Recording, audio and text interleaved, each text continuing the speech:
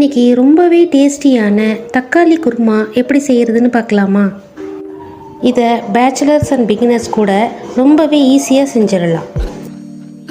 First ஒரு mixie ஜாரில் 4 பழுத்த தக்காளி, 1/4 கப் துருவின தேங்காய், ஒரு துண்டு இஞ்சி, 3 பல்லு பூண்டு, 1 ஸ்பூன் சோம்பு, ஒரு 7-8 முந்திரி பருப்பு. முந்திரி பருப்புக்கு பதிலாக நீங்கள் 1 ஸ்பூன் உடச்சக்கல்ல கூட சேர்த்துக்கலாம். முந்திரி பருப்பு இந்த குருமாக்கு ரிச்னஸ் கொடுக்கும்.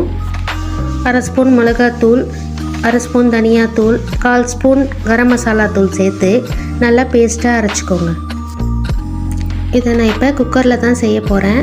ஒரு குக்கரில் தேவையான அளவு எண்ணெய் ஊற்றி, ஒரு பிரிஞ்சி இலை, ஒரு பட்டை துண்டு, கொஞ்சமாக ஜீரகம் சேர்த்து பொரிய விடுங்க. பொடியாக கட் பண்ண 2 பெரிய வெங்காயம், 2 பச்சை மிளகாய் சேர்த்து வதக்கிக்கோங்க. வெங்காயம் வதங்கின உடனே நம்ம அரைச்சி வச்சுருந்த பேஸ்ட் ஆட் பண்ணி லைட்டாக வதக்கிக்கோங்க.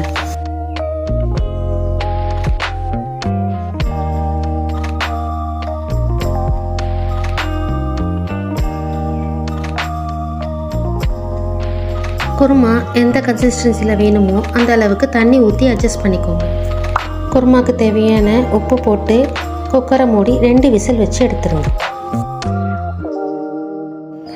இப்போ குக்கரை ஓப்பன் பண்ணி பார்க்கலாம். கம குருமா ரெடி ஆகிடுச்சு. இதில் கொஞ்சமாக கொத்தமல்லி தழையை தூவி சர்வ் பண்ணிவிடுங்க.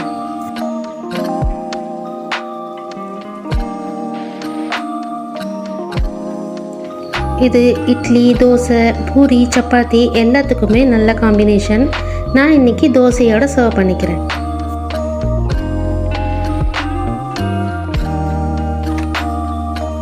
என்னோட சேனலை சப்ஸ்கிரைப் பண்ணிக்கோங்க. தேங்க்ஸ் ஃபார் வாட்சிங்.